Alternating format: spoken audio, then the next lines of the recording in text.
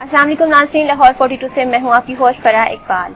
नाज़रीन, आज हमारे साथ जो मेहमान मौजूद हैं, पाकिस्तान आर्मी से इनका ताल्लुक रह चुका है। 1965 की वॉर में अपनी बहुत सी खिदमत सर अंजाम दे चुके हैं। इसके बाद 1971 वॉर में ये कैद हो गए थे। इनकी हमें दो किताब मंजर आम पे देखने को मिल रही है। एक किताब है इस्लामी सदारती निज़ाम का नफाज और दूसरी है बेते एक सिपाही। हम इनसे मजीद बात करते हैं और जानते हैं इनकी आर्मी तक का सफर। अस्सलाम वालेकुम सर। वालेकुम अस्सलाम। कैसे हैं सर आप? अल्हम्दुलिल्लाह, खैरियत से दुआ है आपकी। हमेशा आप इसी तरह खैरियो आफियत से रहे। थैंक यू सो मच, आपने हमारे प्रोग्राम में हमें ज्वाइन किया। सर, आप हमें बताएं कि आप जो है आर्मी आपने कब और कैसे ज्वाइन की? मैं, मेरे वालिद साहब और हमारे मेरे बहुत से खानदान के लोग की रवायत है कि ज्यादातर फौज ज्वाइन करते हैं, आजकल तो नहीं खैर। तो मैंने 1960 में जब मैं ग्रेजुएशन कर रहा था गवर्नमेंट कॉलेज में, तो फिर अप्लाई किया और 60 में ही ज्वाइन किया पीएम में, और 2.5 साल के बाद 1963 में मुझे कमीशन मिला और सिग्नल कोर में मैंने ज्वाइन किया। अच्छा सर, 1965 की जो वॉर हुई थी तो उसमें आपने अपनी बहुत सी खिदमत सर अंजाम दी पाकिस्तान के लिए, तो वो सफर आपका कैसे रहा? 65 वॉर में मैंने कोई बहुत ज्यादा एक्टिव हिस्सा इसलिए नहीं लिया कि मैं सिग्नल कोर में था, और सिग्नल का जो ज्यादा काम है वैसे तो बड़ा इंपॉर्टेंट काम है, क्योंकि इस कम्युनिकेशन के बगैर तो कोई फौज लड़ नहीं सकती। लेकिन मुझे, क्योंकि मैं सिग्नल में आना नहीं चाहता था, मेरे वालिद साहब हालांकि सिग्नल में मेजर फजल हुसैन थे, लेकिन अपनी तबीयत की बात है, मैं इन्फेंट्री में जाना, मुझे उन्होंने भेज दिया सिग्नल्स में। तो खैर लड़ाई में तो ये छम जोड़िया सेक्टर में 6 ब्रिगेड में, आपको पता है कि हम कश्मीर के काफी अंदर चले गए थे, और छम जोड़िया से भी आगे हम शायद अगर खनूर ब्रिज कैप्चर कर लेते, जो कुछ 6 किलोमीटर दूर रह गया था, तो पूरी जो जंग है 65 की उसका पांसा पलट था। खैर अपने जहां तक मेरा तल्लक है, मैं सिग्नल में था और मैं जो भी कम्युनिकेशन प्रोवाइड करता, वायरलेस और टेलीफोन वगैरह जो शेलिंग वगैरह की वजह से टूट जाती थी, उनको रिपेयर करवाता, लेकिन मुझे पसंद नहीं आया। तो इसलिए जो ही लड़ाई खत्म हुई तो मैंने 66 में सीज फायर के बाद अप्लाई कर दिया SSG में, और फिर सिलेक्शन के बाद मैं 6 महीने की ट्रेनिंग के लिए चराड़ चला गया। मतलब आप जो है हमारे नौजवान फौजियों के साथ लड़ना चाहते थे, आप में वो स्पार्क था, वो जुनून था कि मैं भी ये काम करूंगा। वो इसलिए कि मेरे अपने बाकी साथियों को मैं देखता था। नादिर परवेज, इंसिडेंटली शायद आपने सुना होगा, मुझे नादिर परवेज का काफी मशहूर है, वो मेरे कोर्स मेट प्लटून मेट थे, और उसी महाज पे वो आगे मोर्चों में उन्होंने दफाई पोजीशन संभाली हुई थी, और मुझे अजीब लगता था कि वो तो आगे मोर्चों में है और मैं जो पीछे लाइनें पिछवा रहा हूँ, और ये वो तो खैर वो उनका भी काम है जो है तो माशाल्लाह। लेकिन हालांकि जब मैं ये लाइनें बिछवा रहा होता था और ये कम्युनिकेशन, गोलाबारी हो रही होती थी, शेलिंग हो रही होती थी, उसके दौरान सब कुछ करता, तो मेरा ख्याल है उस जमाने में ज्यादा गैर महफूज था उनके मुकाबले। वो तो मोर्चों में थे, बंकर वगैरह में, मैं तो फ्री इसी तरह अपनी जीप वगैरह में घूम रहा था, लेकिन फिर भी मुझे पसंद नहीं था, तो इसलिए मैं SSG ज्वाइन कर दिया। अच्छा सर, फिर 1971 की वॉर में जो है आप एज अ फाइटर सामने आए, और फिर उसमें क्या कैसा सफर रहा, क्या क्या अपनी खिदमत अंजाम दी? मैंने आपको बताया ना कि 4 साल मैंने SSG में नौकरी की, जिसमें आखिरी साल में चिटागांव में 3 कमांडो बटालियन में पोस्ट हो गया, वहां मैं एजुटेंट था। और उसके बाद मैंने अप्लाई किया टेली कम्युनिकेशन इंजीनियरिंग कोर्स के लिए, कम्युनिटी कॉलेज ऑफ सिग्नल में आ गया, और यहाँ पे कोर्स करने के बाद मैं यहीं पे इंस्ट्रक्टर पोस्ट हो गया कम्युनिटी कॉलेज ऑफ सिग्नल।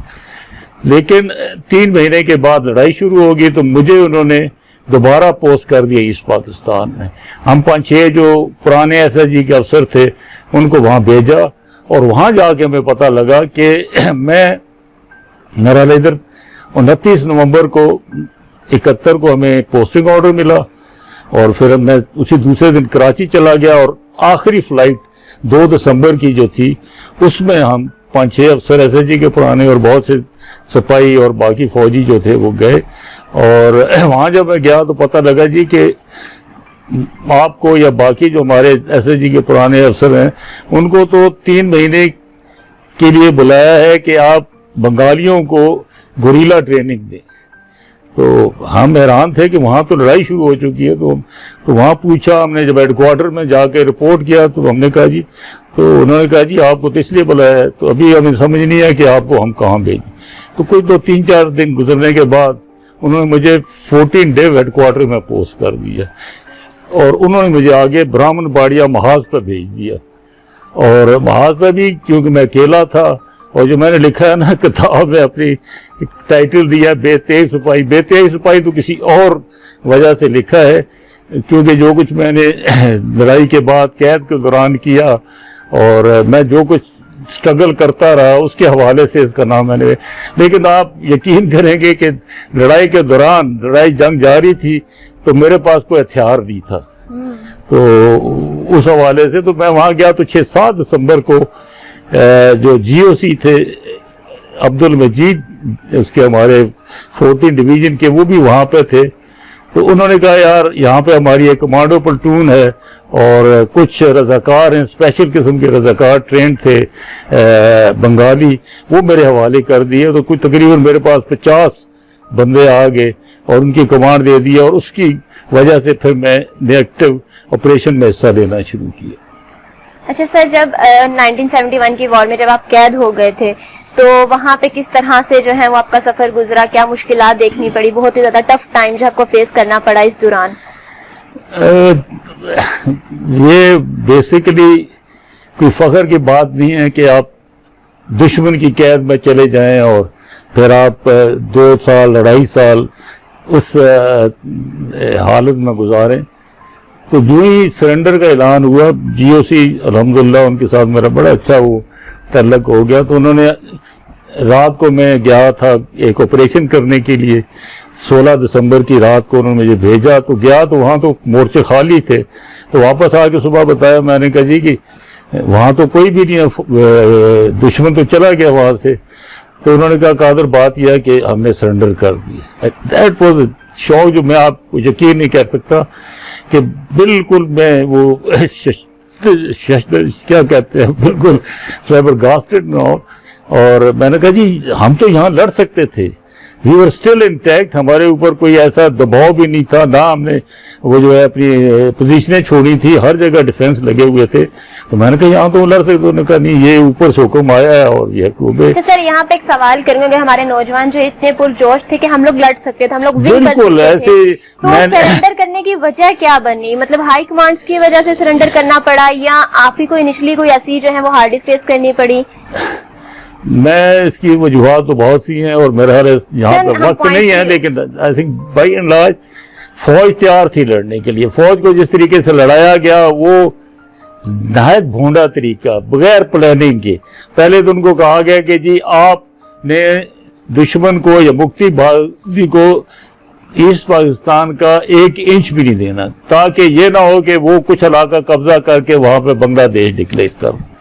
तो फौज हमारी थी कितनी, कोई 2-3 डिवीजन थे, पहले 1 डिवीजन था, फिर वो जल्दी में बहुत सी वो और यूनिटें भेजी और 2 डिवीजन रेगुलर और बाकी रैग टैग किस्म के डिवीजन, कोई 1 बटालियन का ब्रिगेड को, इस तरीके से। तो पूरे इलाके में 4000 किलोमीटर में आप समझे कि ये जो हमारा है ना मगरबी पाकिस्तान की सरहद इंडिया के साथ, ये तकरीबन 3000 किलोमीटर बनती है। और अगर आप देखें जो इंडिया के साथ ईस्ट पाकिस्तान की सरहद थी वो 4000 किलोमीटर। यहाँ पे तकरीबन 8-10 डिवीजन प्रोटेक्ट कर रहे हैं, वहां पे सिर्फ 2 डिवीजन जो है वो इतनी लंबी सरहद को पूरा फैले हुए। तो फौज जो है फॉर एग्जाम्पल 1 बटालियन है, ज्यादा से ज्यादा 2 मील का एरिया ये डिफेंड कर सकती है। आप इमेजिन करें कि एक बटालियन को तकरीबन 30-40 मील से भी कई दफा ज्यादा एरिया दिया गया डिफेंड में। तो 10 आदमी इधर बैठे हुए हैं, उसके 3-4 मील के बाद दूसरे। तो इसलिए तो जब वो दुश्मन इतने गैप थे और मुक्ति बयानी उनके साथ थे, उनको जगह बताते थे कि जी ये रास्ते हैं जो आप जा सकते हैं, यहाँ पे आगे पाकिस्तानी फौज नहीं है, तो आराम से हमारे अंदर घुस के तो पीछे आके वो बैठ सकते थे। लेकिन ये बहुत लेट ऑर्डर उन्होंने दिया कि जी अभी आप विड्रॉ करें। तो विड्रॉ जब किया तो उस वक्त इंडियंस पीछे आ चुके थे और उसकी वजह से हमारे जो यूनिटें थी उन्होंने बहुत कैजुअल्टी सफर की।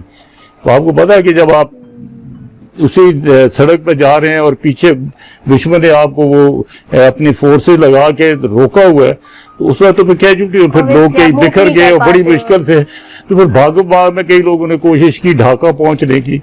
लेकिन आई टेल यू, तो सर इसके बावजूद भी भागम भाग में काफी जानी नुकसान हुआ हमारा, लेकिन कई जगहों पर लोग डट के लड़ते रहे। और जसोर में फॉर एग्जाम्पल जब डिक्लेयर हो गया सरेंडर, तो उसके बाद भी एक ब्रिगेड था, ब्रिगेडियर याद कमांडर, उन्होंने कहा जी वी नॉट सरेंडर। उन्होंने खुलना में पूरी दफाई पोजीशन बनाई थी, बिल्कुल इंटैक्ट थे। वो कहते थे और अगर वो चाहते तो कम से कम 2-3 हफ्ते इंडियन को वहां रोक सकते थे। और इसी तरह बहुत से महाजों पर। लेकिन सबसे बड़ी बात यह है, शायद आपने ये सुना नहीं होगा, कि ढाका के अंदर जिस वक्त सरेंडर हमने किया उस वक्त 26,000 फौजी ढाका के अंदर मौजूद थे। और इंडिया के, मैंने एक वो जो है ना जनरल जैकब है, उनका 3-4 महीने पहले इंटरव्यू सुना, मैं हैरान रह गया। उसने कहा जी हमारे कुल 3,000 फौजी जो थे ढाका के वहां में पहुंचे जब ये सरेंडर किया। इमेजिन कर सकते हैं कि 3,000 फौजी पहुंचे तो सरेंडर हो गया। सरेंडर क्यों हो गया? एक तो आपको पता है कि हमारे हमेशा 65 में भी ऐसा हुआ, 71 में भी ऐसा हुआ कि हमारे यंग ऑफिसर्स और फौजी बड़े अच्छे तरीके से लड़े, जोश के लड़े, बहादुरी के साथ लड़े और दुश्मन को बिल्कुल आगे बढ़ने नहीं दिया। आपने ये भी सुना होगा, एक कैप्टन एहसन था कमांड पर पोस्ट है, जिसकी तारीफ जनरल मानेक शाह जो उनका था चीफ, उसने तारीफ की। उसने एक कंपनी के साथ एक पूरे ब्रिगेड को 10-12 दिन तक रोके रखा, उनको हिम्मत नहीं हुई कि आगे आने की। तो इस तरह की हमारी फौज जो बाकी जवान थे, लेकिन अगर आप प्लान ही नहीं करते फौज को, तो जवानों ने तो आप उनको हुक्म देना है तो उसने जाना है, या अफसरों ने, ये प्लानिंग होती है ऊपर की सतह की। There was no planning whatsoever, भाग दौड़, इधर से उठाया उधर, उधर से उठाया उधर। जितनी हमारी फौज थी उसको भी अगर सही प्लानिंग के साथ वहां पर लड़ाया जाता तो महीनों लड़ सकती थी। आपको जो मैं बताता हूँ ना, सरेंडर करना तो कोई तुक्की नहीं बनती। मैंने एक जगह वो लिखा है आर्टिकल भी, वो अनफॉर्चुनेटली में उन्होंने, कि हमारे बहुत सी जगहों पे ब्रिगेड जो थे इंटैक्ट थे, किला बंद थे, and they were defending that areas. और सिर्फ यह है कि ढाका के पास एक पैरा बटालियन पीछे उतारी उन्होंने, और ये 3-4 हजार बंदे जो थे ये वहां पे पहुंचे और इन्होंने, और सरेंडर ये नहीं कि ये 16 दिसंबर को, ये 7-8 दिसंबर से ही नियाजी साहब ने और वो जो हमारे वो लोग थे वहां जर्नैल वगैरह, उन्होंने राब्ते शुरू कर दिए थे कि जी वहां पे सीज फायर हो, इंडिया के साथ कांटेक्ट शुरू कर दिया, फिर यूएनओ में, और इस तरीके से। तो पहले से जो थे ना कि उनका mentally they were not prepared कि हम ठीक है जी यहाँ हम लड़ेंगे और मरेंगे और ऐसे। तो वो यही ज्यादा फिक्र की थी जान। देयर वाज नो रीजन कि 26,000 आदमी, जिसमें इन्फेंट्री और सिग्नल इंजीनियर ये होते हुए, आप उसको डिफेंड अगर करना चाहते, ढाका में आपके डेपो थे, आपके पास रजाकार थे, इतनी फौज थी कि आप अगर वो टैंक भी ले आते तो आप कम से कम वहां पर 2-3 हफ्ते बिल्कुल बआसानी उनको रजिस्ट कर सकते थे। और इतनी देर में आपको पता है यूएनओ में प्रेशर था, रशिया का प्रेशर था, अमेरिका के भाई आप जो है वो सीज फायर करें या जंग जल्दी खत्म करें। इंडिया वाले खुद भी चाहते थे कि जितनी जल्दी हो जंग खत्म, हम कैजुअल्टी क्यों करवा रहे हैं, हमने जो मकसद हासिल करना था, पाकिस्तान को डिफीट करना था या इसको सीज फायर मजबूर करना, वो तो हो सकता था। लेकिन यह हमारे लोगों ने इतनी बुज़दिली दिखाई कि मैं कहता हूं कि इससे बड़ा सानिया हो ही नहीं सकता। सर, कैंप 58 में जब आप कैद हो गए थे और जो चंद दिन आपने उस कैंप में गुजारे हैं, तो वो कैसे गुजरे आपके दिन? क्या मतलब उस वक्त ओबियसली सिचुएशन जो है बहुत ही ज्यादा क्रिटिकल होती है। मैंने आपको बताया ना कि वो जब सरेंडर का ऐलान हुआ तो फिर मैंने ये फैसला किया कि अपने जो SSG के हमारे लोग हैं, कमांडोज हैं, उनकी ट्रेनिंग भी होती है, साथ हमारे पास स्पेशल कार थे बंगाली, वो भी हमारे साथ जाने के लिए तैयार थे। तो उनको कहा कि हम रात को स्केप कर जाएंगे, कश्ती वगैरह का बंदोबस्त करके जब दोबारा गया तो ना हमारे कमांडो तैयार थे, तो गाड़ी तो खैर तैयार थे। वो कहते जी हम ऐसे ही हैं। वो काफ़ी अरसे से लड़ रहे थे, क्या वजह थी मुझे नहीं पता। उन्होंने कहा जी हम तो नहीं करना, हम तो इधर ही ठीक है। तो फिर ये हुआ कि हम पहले वो हमें लेकर गए बरेली में। बरेली में तकरीबन हम 1 महीना रहे कैंप में, भाई भी मेरा साथ था। और वहाँ से फिर उन्होंने कहा जी कि जहाँ पे रेड क्रॉस वाले आ रहे हैं तो यहाँ पे कंजेशन बहुत है, ज़्यादा है, तो वो कहेंगे कि जी आपने इनको कैदियों को एक जगह और ऐसे रखा हुआ है भेड़ बकरियों। तो उन्होंने कहा जी 40 अफसर जो हैं यहाँ से और साथ वाले कैंप से मूव करके हम मेरठ भेजना चाहते हैं, तो जो जाना चाहता है वॉलंटियर करे। तो मैं फिर बहुत से अफसरों के पास गया, मैंने कहा यार ये आप अपना नाम लिखवा दें, क्योंकि जितना मूव के दौरान एस्केप का मौका मिलता है, क्योंकि वहाँ पे 3 बाड़ उसकी लगी हुई थी, बाड़ वायर की, फिर कुत्ते और सेंट्री, वहाँ से ज़रा मुश्किल था कैंप के अंदर से। तो कुछ तकरीबन 15-20 लोगों ने कहा ठीक है जी हम तैयार हैं, तो उन्होंने नाम वगैरह भी दिए। उन्होंने कहा जी ठीक है। फिर हम 2 बसें थी और उसमें फिर ये था कि जो रेडी हो गए उनको वो दूसरी बस में भेज दिए गए। मेरे साथ 5-6 ही अफसर रह गए थे जो विलिंग थे और जो कह रहे थे जी हम करेंगे। फिर बस 2 बसेस थी, उसमें हमारी वाली बस में 6 संतरी थे, एक जीएसटीओ था, 4 पीछे बैठे हुए थे, 3 आगे बैठे हुए थे और हम तकरीबन कोई 28 अफसर और इस तरह के। तो वहाँ पे फिर मैंने हमारे साथ जो पहले प्लानिंग में शामिल थे 5-6 थे। फिर ये है कि आहिस्ता आहिस्ता मैंने कन्वे किया, जो आगे लोग बैठे हुए थे हमें ज़रा सीट पीछे मिली, क्योंकि पहले उस बस में लोग मौजूद थे, बैठे हुए थे, तो हम बाद में आए। तो I could not go near to the sentry sitting in front. तो फिर उनको मैंने सबको ऐसा कहा जी हमारा ये इरादा है, रास्ते में हम इन पर अटैक करके तो हम बस को अगवा करेंगे, सबको बता दिया। तो आई गॉट ए फीडबैक कि वो कहते 10-12 लोग जो हैं वो तैयार हो गए। और उसमें फिर ये प्लान किया, मेरा भाई कैप्टन अब्दुल रहमान बाद में मेजर रिटायर हुआ, उसको मैंने इंचार्ज बना दिया पिछले सेंट्रियों पे हमला करने का, उनको काबू करने का।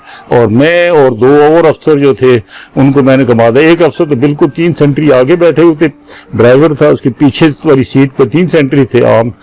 तो मैंने उनको कहा, एक अफसर बिल्कुल पीछे बैठा, बाकी 2 अफसरों को कहा, उन्होंने कहा जी हम तो तैयार नहीं है। तो फिर एक और अफसर था यहाँ बैठा हुआ, उसने कहा जी मैं आपके साथ जाके तो अटैक करूँ। तो हमारा यह था कि तीनों हम जाकर अटैक करेंगे और उनसे हथियार छीन के तो फिर बस को अगवा करके फिर रस्ते में अफसरों को उतारते जाएंगे, फिर अपने तौर पे वो पाकिस्तान पहुंचे। हुआ ये कि बस आगे बस जो थी उसमें वो जो इंचार्ज था, कैप्टन था, उसके साथ कुछ 4 सेंट्री थे, वो जा रही थी। तो मैंने ये इरादा था कि भाई अंधेरा पड़ जाए तो फिर हम इसको वो अटैक करेंगे, ताकि उसके बाद हम आसानी से फरार हो। तो अंधेरा नहीं पड़ रहा था, अभी सूरज काफ़ी ऊपर था। तो मैंने सिख ड्राइवर था, काफ़ी मोटा हट्टा कट्टा था, उसका यार तुम बहुत तेज चला रहे हो, रफ चला रहे हो, जिसकी वजह से हमारे अफसरों की तबीयत खराब हो रही, उल्टियाँ आ रही है। उसने कहा जी बादशाह गल ही को जी तुसी कहंदे तो असीं चलांदे वेरी जॉली। तो उसने बस काफ़ी आहिस्ता कर ली, लेकिन उसके बावजूद भी जब एक जगह हमने देखा कि मेरठ तो आपकी 7 किलोमीटर रह गए, सन वो स्टिल अप, तो मैंने कहा नहीं ये अभी हमने एक्शन करना, वरना वो तो एक पीछे से बस आ रही थी, सिविलियन बस, तो ये ड्राइवर उसको जगह नहीं दे रहा था गुजरने की। मेरा भाई पीछे बैठा हुआ, मैं उठा फिर और सेंटर में चला गया ताकि अपने आप को उस पोजीशन में ले आऊं ताकि मैं उनके ऊपर अटैक कर सकूं। तो फिर मैंने इशारा था कि भाई सर पे मैं ऊपर हाथ फेरूंगा, तो दैट मीन्स के वील स्टार्ट दिस एक्शन। तो मैं उठा, सेंटर में गया, जो कोई अफसर बैठा था उससे ऐसे गपशप मारी, सेंट्री थोड़ी देर अलर्ट हुआ, लेकिन फिर वो बातों में लग गए, इशारा दिया और खुद मैं झपट के तो 3 सेंट्री आगे बैठे थे उनको पकड़ लिया। और आई वॉज वेटिंग कि बाकी जो दूसरा एक अफसर था वो हिला ही नहीं वहां से, जो बिल्कुल पीछे बैठा हुआ था। जो दूसरा एक अफसर था वो भी नहीं हिला, वो बाद में वो तो सामने थे, वो तो ऑब्वियसली उनसे हथियार पकड़ सकते थे। हाँ ना, अगर मैं तो अब 3 बंदों को पकड़ के मैं कोशिश कर रहा था, सेंटर वाला बैठा हुआ है उससे तीनों को पकड़ा हुआ भी था और हथियार कोशिश कर रहा था कि एक छीन लूं, नहीं एक छीन लूं। तो उसने क्या अपना गिरा के तो ठुड्डा मार के, अच्छा ये हुआ कि जब मैंने उन पे हमला किया ना तो उसकी वो राइफल उठाई थी, वो ऐसे लगी ड्राइवर को। ड्राइवर ने पीछे मुड़ के देखा, उसने कहा यहाँ तो गड़बड़ है, उसने ब्रेक लगाई और वहां से बस से निकल गया। इधर एक बैठा हुआ था, ड्राइवर खुद ही भाग गया। इधर बैठा हुआ था, हमें वो भी फिक्र थी मुझे, एक साइड पे वो कोई हिंदू मोटा सा ड्राइवर वो था, कंडक्टर, वो भी भाग गया उधर से। और फिर मैं इनको पकड़ के इंतजार करता रहा कि तो ये दोनों अफसर मेरे साथ नहीं आए और मैं इसको पकड़ के, मुझे समझ नहीं आई कि भाई क्या हो रहा है, क्योंकि 3 बंदों को काबू रखना और काफी डिफिकल्ट है। अगर मेरे साथ एक बंदा भी होता तो हम एक आध हथियार नहीं, बाकी इतने सारे थे, आपको कोई भी ज्वाइन कर सकता था। मतलब इट्स वेरी अनफॉर्चुनेट, ये अच्छा भी नहीं लगता, but that's what is happened absolutely. तो फिर ये पकड़ा हुआ था, मैंने ऐसे देखा तो रहमान छोटा भाई काफी 50-60 गज पे हाथ में कुछ स्टेन उठाई थी क्या, तो जा रहा था। तो मैंने कहा रहमान कम बैक, और उसने मेरा हाल सुना और पीछे मुड़ के देखा और फिर भागना शुरू कर दिया। और फिर आगे जाके उसने, और उससे आगे एक और अफसर, जो मैंने कहा ना कि एक तो बिल्कुल पीछे बैठा हुआ था और एक दूसरा था जिनजाना था, वो उससे भी आगे जा रहा था। मतलब जो ही बस रुकी, वो बजाय इसके कि मेरी मदद को आता, वो बस से निकल के तो वो भी चला गया। और फिर ये हुआ कि मैं पकड़ रहा था, उनको पकड़ा हुआ तो somebody pulled me back। तो देखा तो एक कर्नल और एक और मेजर थे, मुझे खींचो, मेरे को उन्होंने कहा व्हाट आर यू डूइंग, मैंने कहा don't you see what I am doing. तो वो जब मैंने पीछे उन्होंने कहा तो संतरी जो है वो नीचे वो चले गए भाग के। तो अच्छा जो पहले थे ना सिख और वो दूसरा कंडक्टर, वो बस जो पीछे आ रही थी जिसको ये दी जगह दे रहे, वो आगे जाकर रोकी पे क्या हो रहा है, वो उसमें बैठ के चले गए। And they are the one who went and informed कि भाई ये कुछ हुआ है। तो जब ये छोड़ गए तो फिर मैंने देखा पीछे, मैंने कहा किधर गए, बाकी लोग आए नहीं है।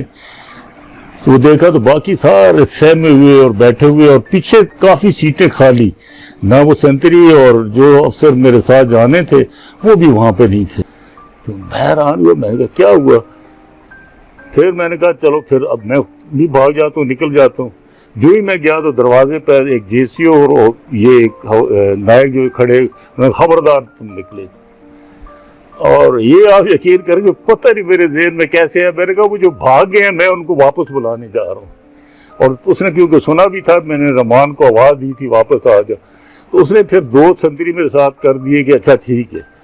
तो मैंने कहा जी वो अमरूदों के बाग में वो 300-400 यार्ड अवे उधर जाके छुपे हैं, तो मैं उनको बुलाया, वो बच्चे हैं वो ऐसे इसमें चले गए। तो जेसीओ क्योंकि उसने मुझे तो नहीं देखा हुआ था उसमें, क्योंकि जेसीओ पे रहमान ने और बाकी लोगों ने अटैक किया था। और आप हैरान हो गए कि 2 अफसरों ने स्टेन गन्स छीन के उनसे पिछले संतरी से और उठा के वो फेंक दी बस के अंदर उसमें, और खुद जो है वो भाग गए। 5 अफसर उस पर भाग के इसी तरह निकल गए, जिनको मैंने कहा था कि भाई हमने बस को अगवा करना है और रास्ते में 2 बंदों को हमने ड्रॉप करना है। तो वो 5 अफसर बाकी को छोड़ के और खुद चले गए। तो हथियार, एक भी हथियार हमारे पास होता तो that was good enough for us कि भाई सबको काबू करके बस को हम और सारे अफसर भाग सकते थे। तो खैर मैं वो चलता गया, आवाज देता रहा कम बैक कम बैक। वो जो सेंतरी 2 थे मेरे साथ, वो तकरीबन 10 कदम के फासले पे इस तरह वेपन अपने किए हुए मेरे पीछे पीछे आ रहे। मैं जा रहा था आहिस्ता था, मेरा ये ख्याल था कि ये यूं ही जाऊंगा मैं उसके बाग के पास तो फिर मैं दौड़ लगा दूंगा, और या फिर ये है कि संतरी जरा करीब हुए तो मैं इन पे अटैक करके तो फिर भागूंगा। अनफॉर्चुनेटली सर इतना मतलब था कि क्या नाम, उनके हाथ में गन पकड़ी हुई और फिर भी आप सोच रहे हैं कि मैंने इन पे अटैक करना है। नहीं, बंदा जो है ना, आई डोंट नो, अब मैं अपनी ये मैंने किताब जो है ना ये मैंने छपवाई 2010 में, डायरी मैंने लिख दी थी 1974 में, एवरीथिंग डिटेल, वो कभी मैं दिखाऊंगा आपको, उसे सब लिखा होगा। लेकिन यही था कि मैंने कहा यार कोई एक तो बिलीव नहीं करेगा, दूसरे कहेगा ये अपनी नौकरी बनाने के चक्कर में ये इसने इस तरह कर किससे बयान कर ये किया। तो आई बहुत लोगों ने कहा जी, मैंने कहा नहीं आई विल नॉट। तो मैं रहा उसमें फौज में जब तक रिटायर नहीं हुआ। फिर आई वेंट टू PTCL, वहाँ भी मैंने 20 साल 2001 तक नौकरी किया, जनरल मैनेजर, वहाँ से रिटायर हुए तो नहीं छापा। फिर आखिर किसी ने मजबूर किया तो 2010 में मैंने छापा। इसीलिए छापा कि ये कहेंगे जी यार ये इतनी बहुत ज़्यादा इसने लाफाबाजी है। तो खैर दैट्स हाउ इट इज़। और उसमें एक लफ्ज़ भी जो है कोई ऐसा ऐड या ऐसी बात, तो वो मैं जा रहा था तो उन्होंने उसको सेंट्री को पता, जेसू को उस लंबे सेंट्री ने जिनको मैंने अटैक किया था शायद बता दिया कि वो तो अफसर जो है उसने हम पे अटैक किया था। तो उसने कहा कम बैक, ले वापस। मैंने उनको कहा सेंट्री, मैंने कहा यार थोड़ा सा और आगे जाने दो तो मैं बुलाता हूँ। उन्होंने कहा जी आपने एक कदम भी आगे किया तो वी शूट। अब मेरे पास ये फैसला था और ये तो जब मैं कि मैं यहाँ से अगर मैं भागा 50-60 फुट तो मैं चप्पलियाँ पहनी हुई थी मेरे पास दूरी, तो ये मुमकिन नहीं है कि ये खास के जब उन्होंने पॉइंट किया तो मैं देन आई केम बैक। और फिर वो ये हुआ कि रात पड़ गई और जो आगे इंफॉर्मेशन गई तो रात को फिर वो उनके जो सेंटर था 6 सेंटर से उनका कमांडेंट फुल कर्नल बहुत से बंदे लेके एक प्लेटून लेके आ गया और उसने सारा कहा जी सामान क्या निकालो। उन्होंने कहा, एक सेंट्री ने कहा जी वो एक मूंछों वाला था उसने हमें पकड़ा था। तो उस वक्त ये किया कि एक अफसर जिसने भागना था सिग्नली का वो मेरे साथ बैठा हुआ था, वो उसने कहा जी मुझे तो बुखार चढ़ गया था। तो उसने फिर कंबल लपेटा, तो मैं वो कंबल जो है उसके अंदर जाके सेफ्टी मेरे इधर पड़ी हुई थी तो अपनी मूछें वगैरह सारी साफ कर दी। ये जो मेरी मूछें है ना ये उधर बरेली कैंप की थी, उनकी मूछें साफ करके ऊपर जैकेट SG वाला पहना था वो उतार दिया और फिर चुप करके बैठ गया। तो खैर वो अंदर आए, उन्होंने कहा किधर गया वो मूछों वाला। सब ने देखा उधर और आप मैं खुद उन्होंने कहा नहीं जी वो मूछों वाला जो था वो बाद में निकल भाग गया। वो कहे नहीं जी हमने उसको वापस आते देखा, वो तो वो एक कर्नल था जिसने अंदर आके मुझे गायब हो गई थी वो कर्नल था, उसने उससे भी पूछा, उसने कहा नहीं जी वो इधर नहीं, वो तो भाग गया।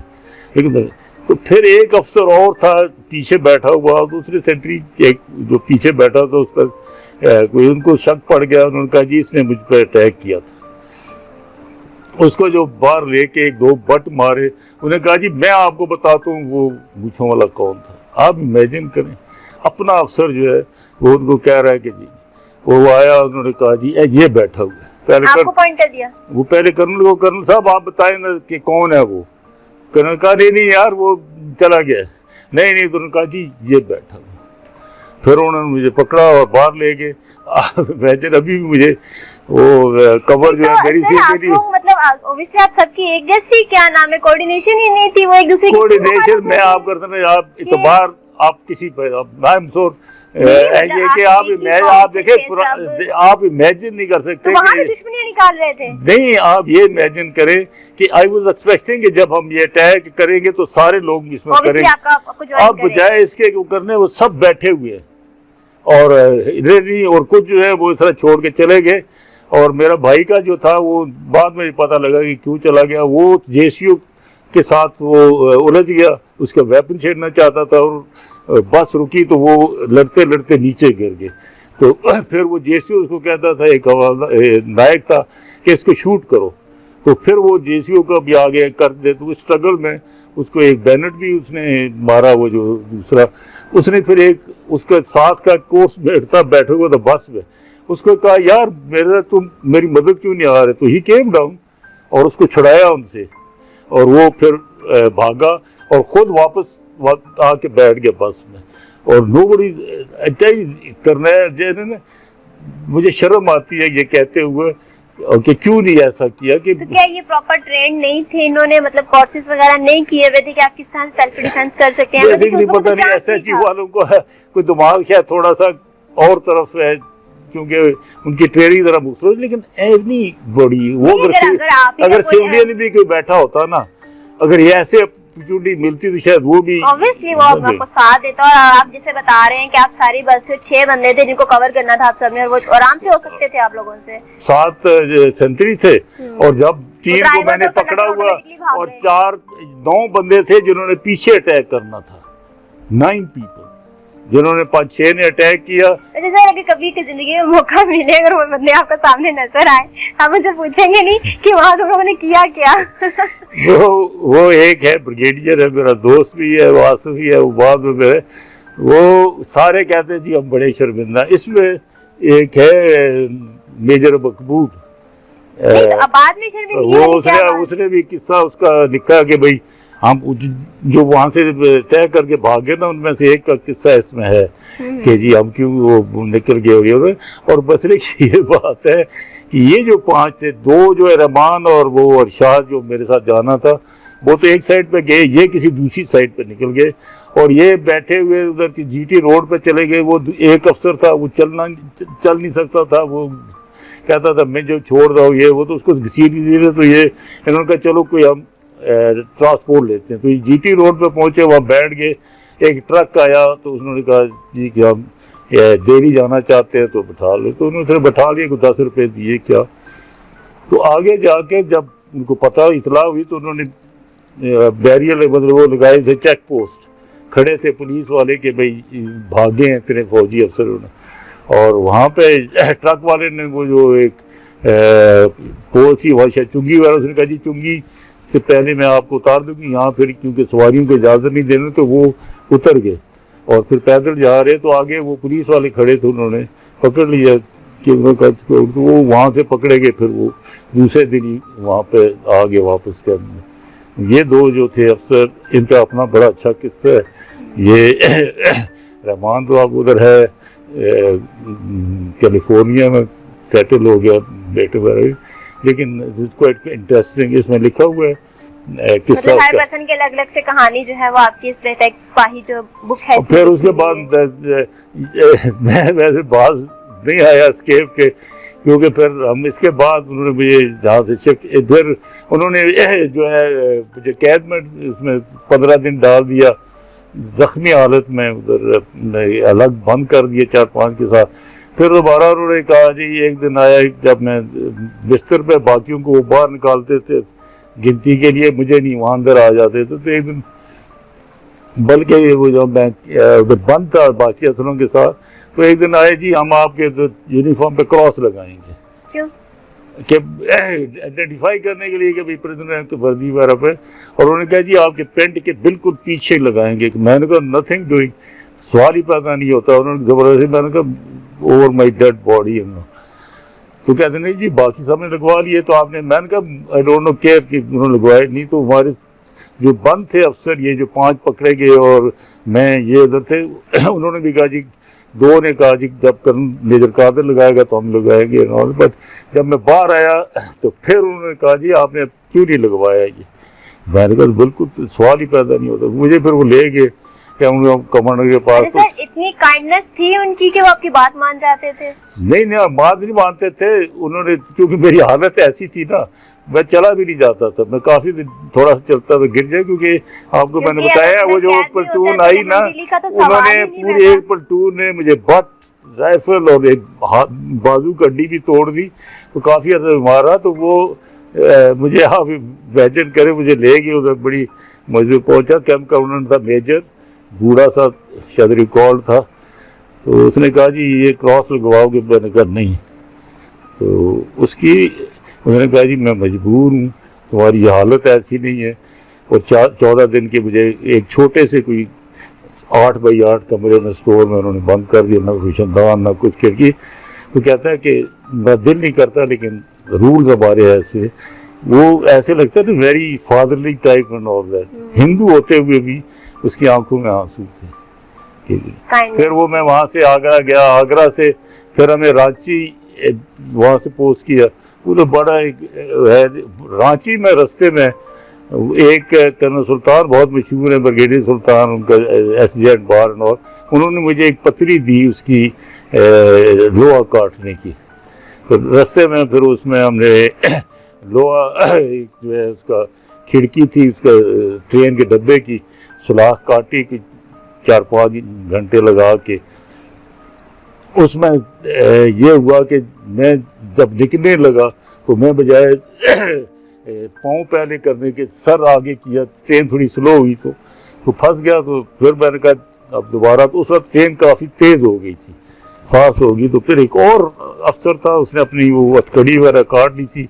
तो उसने कहा, मैंने कहा यार मरोगे, ये तो बहुत ट्रेन है 50-60 की, नहीं। उसने छलांग मार दी उधर से। तो बचिए।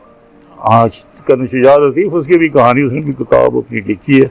और वहाँ दम गया, वहाँ पे सर लगा, वही बेहोश और पड़ा रहा, सुबह उठा के उसको फिर वो पुलिस में दोबारा वो आ गया।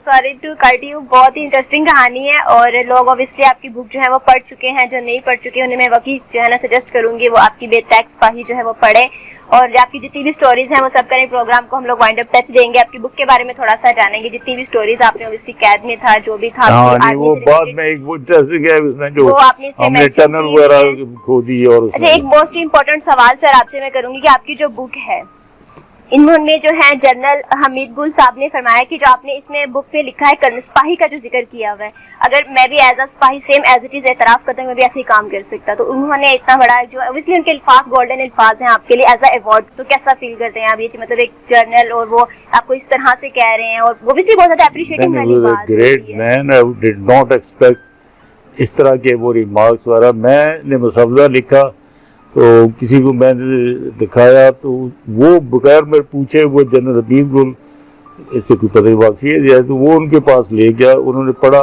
फिर उन्होंने ये लिख के दिया। हालांकि मैं मिला नहीं, मैं मिला उनको आज से मेरा 5-6 साल पहले किसी लियाकत बाद मिले, but he was a great general. ऐसा जनरल पाकिस्तान आर्मी में बहुत कम हुआ है। वो जज्बा ईमानी से बिल्कुल वो सरशार और बिल्कुल सही सिपाही अल्लाह ताला का। और उन्होंने ख़ासकर जहाद अफ़गानिस्तान में बहुत बड़ा किरदार अदा किया, ख़ासकर अफ़गानिस्तान जो रशिया के खिलाफ।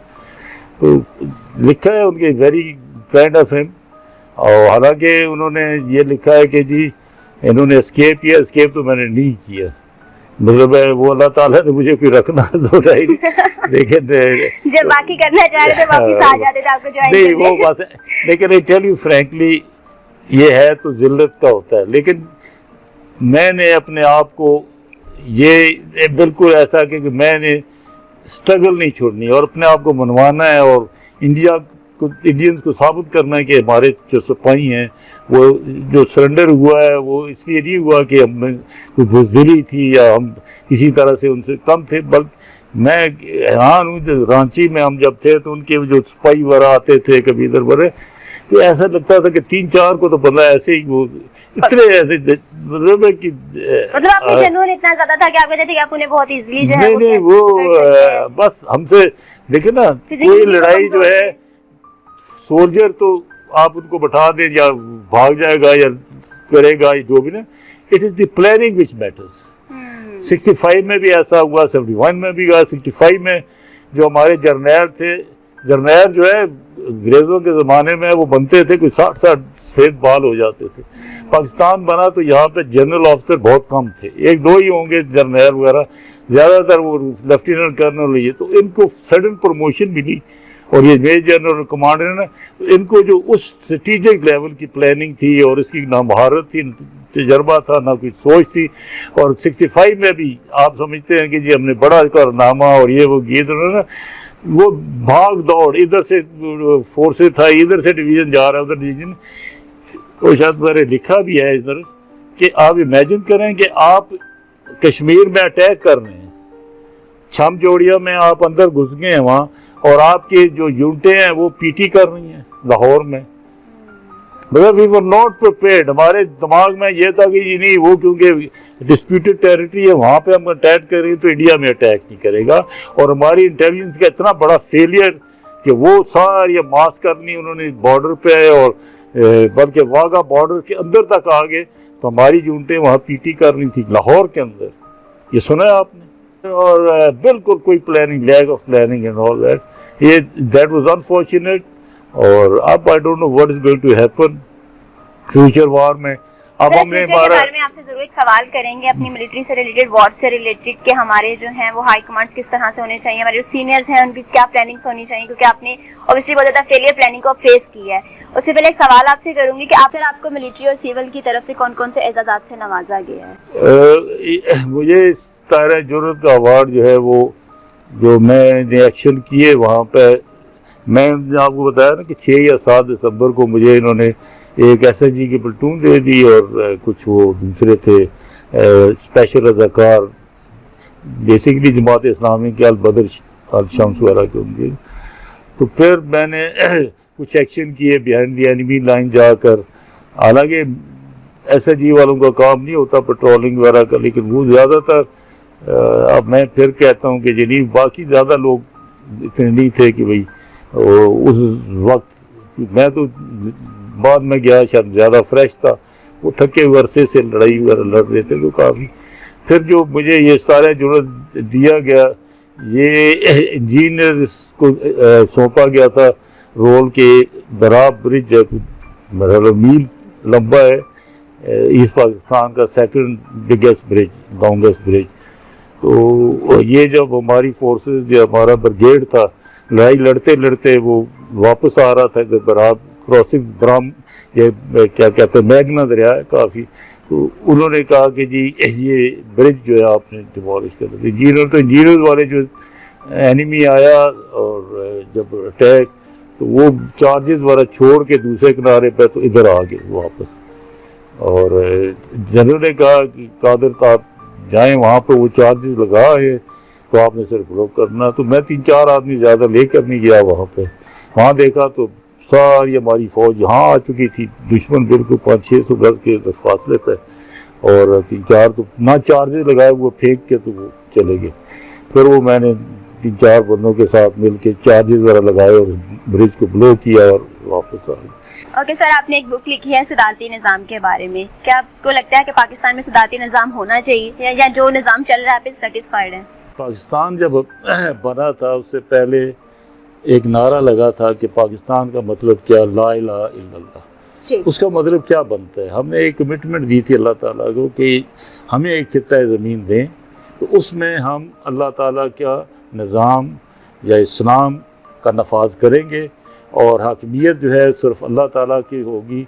और हुआ ये कि पाकिस्तान बनने के बाद शुरू में तो लोग बड़ा जज्बा था, लेकिन पाकिस्तान बना, कायद-ए-आज़म रहमतुल्लाह अलैह की वफ़ात के बाद जो इक़्तिदार था वो ऐसे लोगों के पास आ गया जो अंग्रेज़ों के परवरदा थे, बरात याफ्ता थे, ज़मींदार थे, बड़े बड़े तैयार थे। वो सियासत में आ गए और उन्होंने इक़्तिदार पर कब्ज़ा कर लिया। और फिर हमारा एक दादे मकासद है, इसमें लिखा होता है, उसका मकसद जो 1952 में कॉन्स्टिट्यूएंट असेंबली ने ये पास किया था, वो एक नीयत थी कि जी यहाँ पे हम इस तरह का निज़ाम लाएंगे, लेकिन ऐसा हो नहीं सका। फिर ये हुआ कि 56 में बड़ा लंबा चौड़ा हुआ खाड़ पछाड़। मैं उस ज़माने में कॉलेज वगैरह में देखता था कि रोज़ एक नया वज़ीर आज़म बनता है, कि 3 महीने के बाद, 6 महीने बाद एंड ऑल दैट। और इसीलिए जो martial law, Ayub Khan is to be blamed for that, लेकिन बेसिकली मार्शल लॉ इसीलिए लगा कि उसमें अफरा।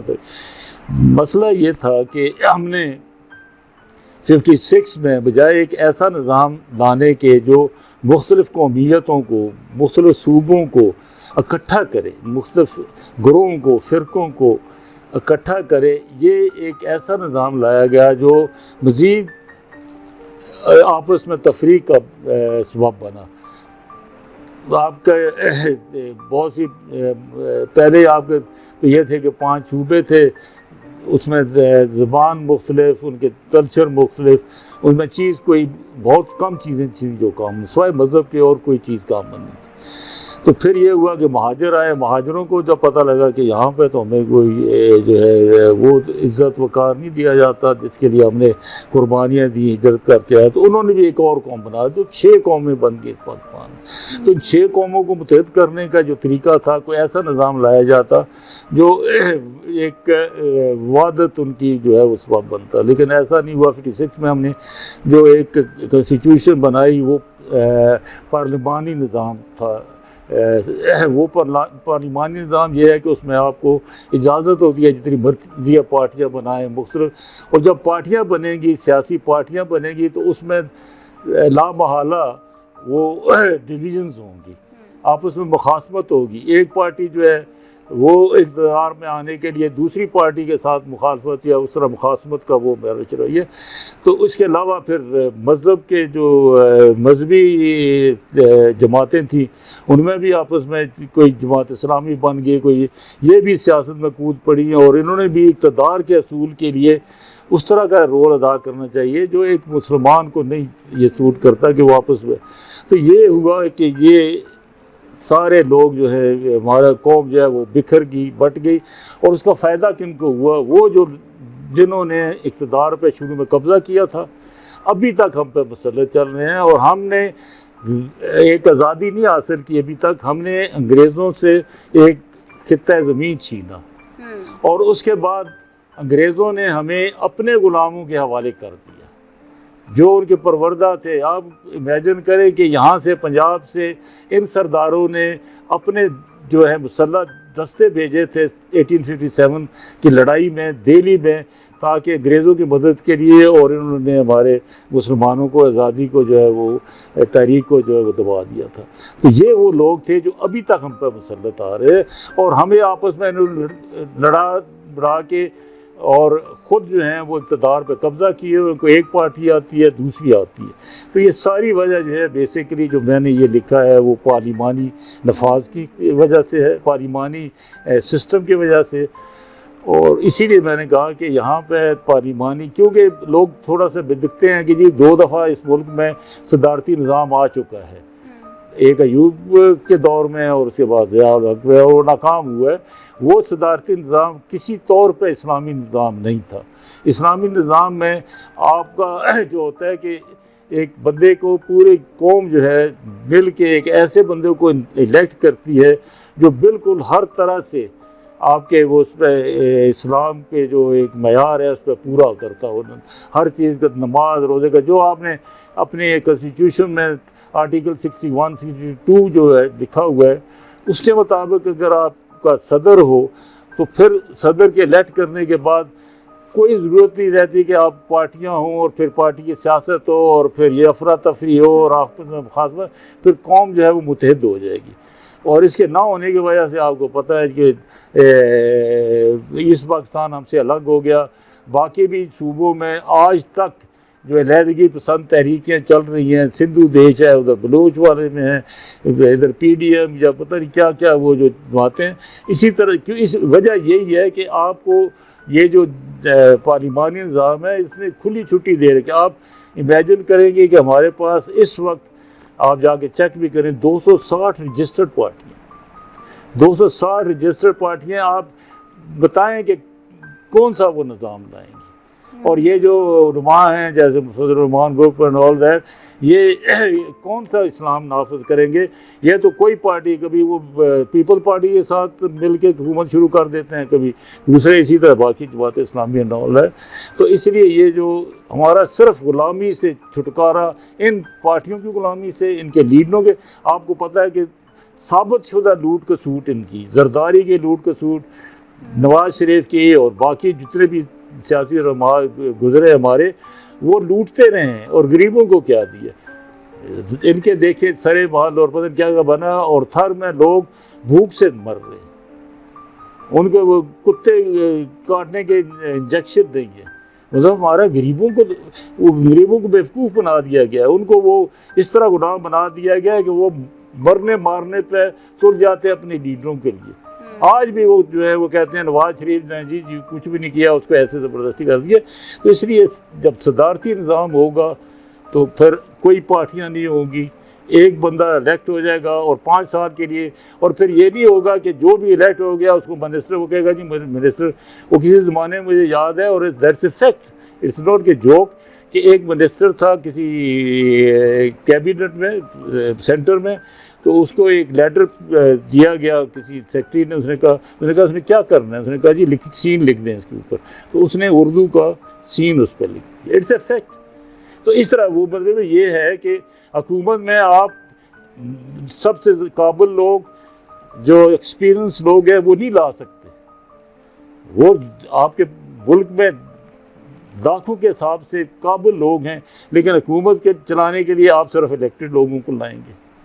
तो जब आप एक सदर को कर देते हैं then leave it to him तो किस किस्म के लोग जो है वो अपने साथ मिनिस्टर वगैरह वो रखता है। Thank you so much sir, आपने हमारे प्रोग्राम के लिए वक्त निकाला, हमारे प्रोग्राम को ज्वाइन किया। Thank you so much sir.